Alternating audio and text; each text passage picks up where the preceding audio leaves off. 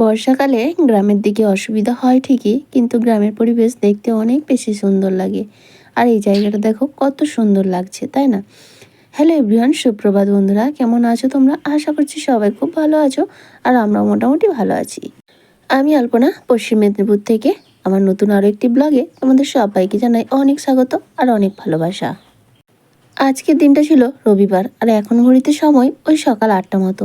যেহেতু রবিবার কাজের কোনো তাড়া নেই, তাই ধীরে সুস্থে সকালের কাজকর্মগুলো কমপ্লিট করে স্নান করে পুজোটাও দিয়ে নিয়েছি।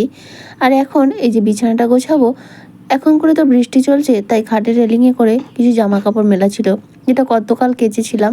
সবটা তো শোকায়নি, যেগুলো শুকিয়েছিল ভাঁজ করে গুছিয়ে নিয়েছিলাম, আর যেগুলো ভেজা ছিল এই খাটের রেলিংয়ে মেলে রেখেছিলাম, সেটা এখন শুকিয়ে গেছে। তো সেগুলোই এখন ভাঁজ করে নিচ্ছি। আচ্ছা চলো বন্ধুরা, আজকে এখন থেকেই তোমাদেরকে সাথে নিয়ে আজকের ভিডিও শুরু করছি। রবিবার দিনটা হলে কাজটা অতটা তাড়াহুড়ো থাকে না, সকাল থেকে ধীরে সুস্থে কাজ করতে পারি। আর জামা কাপড়গুলো গুছিয়ে নিয়ে জায়গা মতো রেখে দিয়েছি। আর এদিকে এই ঝুড়িটার মধ্যে মেয়ের জামা থাকে, জামা রাখতে দিয়ে গিয়ে দেখলাম ভীষণ অগোছালো। তাই সময় যেহেতু রয়েছে, তাই জন্য জামা কাপড়গুলো বের করে আবার সুন্দরভাবে গুছিয়ে নিচ্ছি। আর এই বর্ষাকালে জামা কাপড় শুকানোটা আমার মনে হয় সব থেকে বড় কাজ আমাদের জন্য। মানে এতটাই যে অসুবিধা হয়, জামা কাপড় তো প্রত্যেক দিন ধোয়া রয়েছে, ধুতে তো হচ্ছেই, কারণ একদিন না ধুলেই এত পরিমাণ জমে যায়, সেখানে পরের দিন অনেকটা চাপ হয়ে যায়। তাই চেষ্টা করি সব দিনই অল্প অল্প করে ধুয়ে দিতে। আর কতদিন যে ফ্যানে শুকাচ্ছে, রোদে শুকায়নি, সেটা আর বলার নেই। যাই হোক, চলো জামা কাপড়গুলো গোছানো হয়ে গেছে। এবার বিছানাটা কিন্তু সুন্দর করে গুছিয়ে নিতে হবে, কারণ ঘরের সৌন্দর্য কিন্তু সত্যি বিছানা। ঘরের মধ্যে যদি বিছানাটা টান টান করে বিছানা থাকে, তাহলে কিন্তু মনের অনেকটা শান্তি পাওয়া যায়। আসলে সুন্দরের পেছনেই আমরা সবাই ছুটি, সে যে কোনো জিনিসই হোক না কেন, দেখবে সুন্দর দেখলেই মানুষের নজর পড়ে, তাই না? তো সেই রকম ঘরটার মধ্যেও বিছানাটা যদি সুন্দর করে বিছানা থাকে, মনে হয় ঘরটাই সুন্দর লাগছে। যাই হোক, চলো এদিকে বেডশিটটাও কিন্তু চেঞ্জ করতে হয়ে গেছে, বেশ অনেক দিন হয়ে গেল। যেহেতু নতুন পেতেছিলাম, অতটা নোংরা বোঝা যাচ্ছে না, সেই জন্যই আর কি। তবে 2-1 দিনের ভেতরে কিন্তু চেঞ্জ করে নেব। আসলে সমস্তটা কেচে শেষ করে উঠতে পারছি না, তাই তুললেই তো জমা রাখতে হবে, আর সেটা চোখে দেখতে আমার খারাপ লাগে, তাই জন্যই তুলিনি। তো সমস্তটা খালি হয়ে গেলে তারপর ভাবছি চেঞ্জ করবো। আর যেহেতু বেশি নোংরা হচ্ছে না এখন, সেই জন্য আর কি। চলো বিছানাটা গুছিয়ে নিয়ে এবার রান্নার জোগাড়যন্ত্র করতে হবে, যেহেতু অনেকটা বেলাও হয়ে গেছে। আর ধীরে সুস্থে কাজ করতে গেলে এদিকে তাড়াহুড়ো থাকলে একদিকে কিন্তু সুবিধা, কাজগুলো চটপট করে কমপ্লিট হয়ে যায়। আর যখন একটু ধীরে সুস্থে কাজ করি, তখন কিন্তু অনীহা লাগে, ঠিক আছে হচ্ছে তো হবে, এই রকম আর কি। বিছানাটা গোছানোর আগে কাঁথা কম্বল যা ছিল সবটা গুছিয়ে নিয়েছি।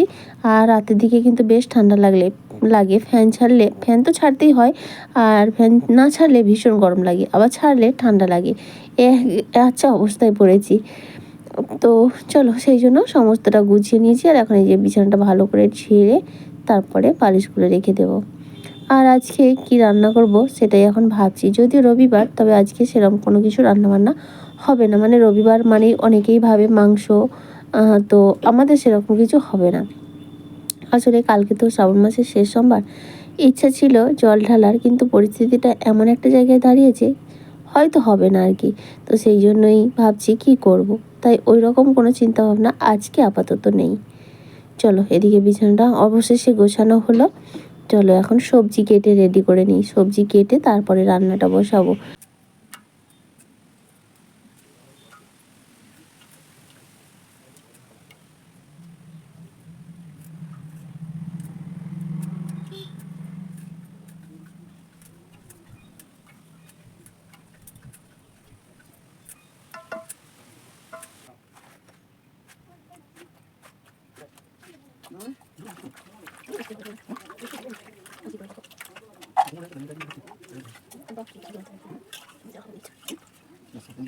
আমি বলছি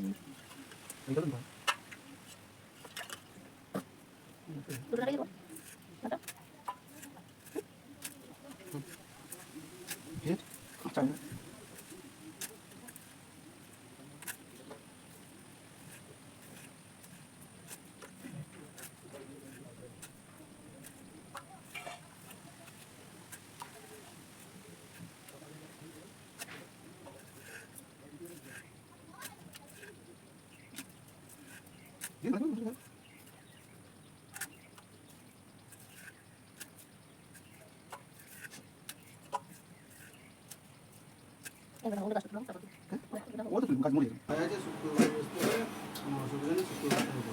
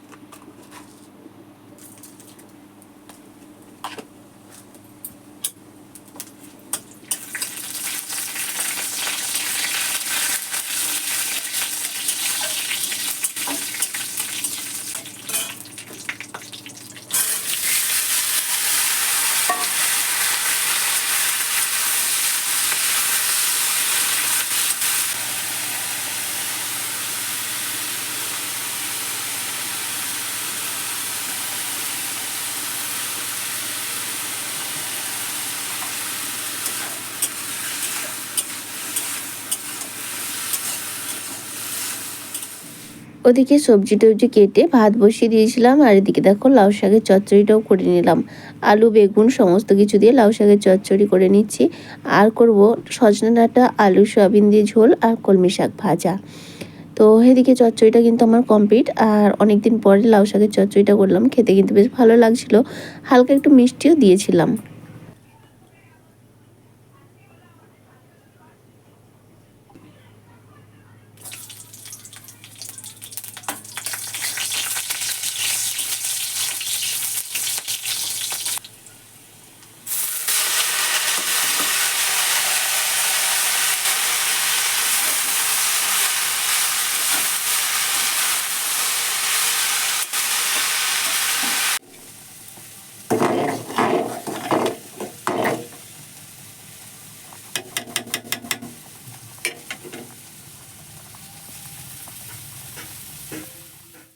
এদিকে ভাতটাও আমার হয়ে গেছে আর শাক ভাজাটাও কমপ্লিট। এখন ডাঁটা আলু সয়াবিন দিয়ে যে ঝোল সেটাই করে নেব। তবে সেটা অফ ক্যামেরায় করে নিয়েছি, আর ক্যামেরা অন করে করিনি, কারণ সব কাজটা ক্যামেরা অন করে করতে গেলে অনেকটা অসুবিধা হয়ে যায়, অনেকটা সময় চলে যায় আর কি। তো সেই জন্য এদিকে দুপুর মানে জল আসার সময়ও হয়ে গেছে। আর ওদিকে দেখো ডাঁটার ঝোলটা বসিয়ে দিয়ে চলে এসেছি বাসন মাজতে। আর দেখতেই পাচ্ছ কতগুলো বাসন জমা হয়েছে। আর দেখছো এখন কত সুন্দর রোদ বেরিয়েছে, তাই রোদ দেখে আবার দুপুরেও কয়েকটা কেচে দিয়েছি। সকালে তো কেচেইছি, আবার দুপুরেও কিন্তু কয়েকটা কেচে দিয়েছি। এখন করে রোদ দেখলেই মনে হয় যেখানে যা আছে ধুয়ে কেচে পরিষ্কার করে দিই, কারণ রোদটা যে কতক্ষণের জন্য স্থায়ী হয় সেটা নয়। আর এই যে দুপুরবেলা যে কটা জামা কাপড় ধুলাম, তার আধা ঘন্টা পরেই বৃষ্টি শুরু হলো, যে আর একটু ধরন হলো না।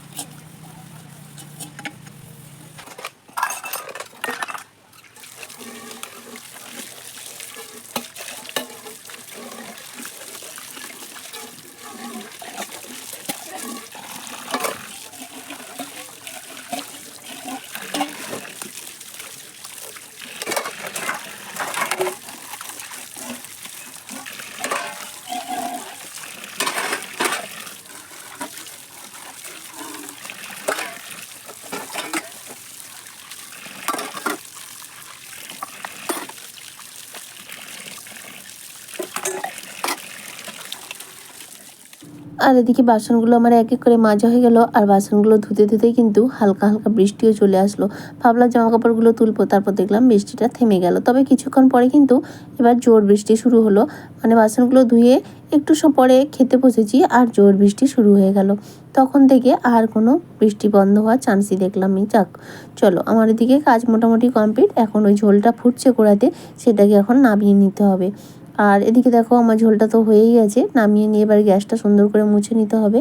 তো আজকে যেহেতু সেরকম কোনো রান্নাবান্না হয়নি মাছ টাছ, তাই গ্যাসটাকে আর সাবান দিয়ে পরিষ্কার করছি না, ওই ভিজে একটু কাপড় দিয়ে মুছে নিচ্ছি। গতকালের ভিডিওতে কমেন্ট করেছে Minu family blog, Shampa Saha, Suparna Pal, Manasi Adhikari, Prashanta Haldar, simple housewife. Thank you so much তোমাদের সবাইকে। এইভাবেই তোমরা পাশে থেকো আর এইভাবেই সাপোর্ট করো। তারপরে দেখা হচ্ছে একেবারে রাতে। দুপুরে খাওয়া দাওয়ার পর একটু রেস্ট নিয়েছিলাম। তারপর আমাদের দলের কিছু মিটিং ফিটিং ছিল, ওখানে গিয়ে তারপরে বৃষ্টির মধ্যে অনেকটা লেট হয়েছে। তো ওখান থেকে সারা বিকেল কেটে গেছে। মেয়ে টিউশনে গিয়েছিলো, কারণ কালকে সোমবার টিউশন অফ থাকবে, ওর জন্য আজকে পড়িয়ে দিয়েছে। তো আজকে রাতে তারপরে এসে সন্ধ্যা টন্ধা দিয়ে একটু তাল ছুঁড়ে নিয়েছিলাম। আর আজকে একটু তালের আবারও বড়া ভাজা করব, কারণ এই তো কয়েকদিন পাওয়া যাবে, আর তো পাবো না।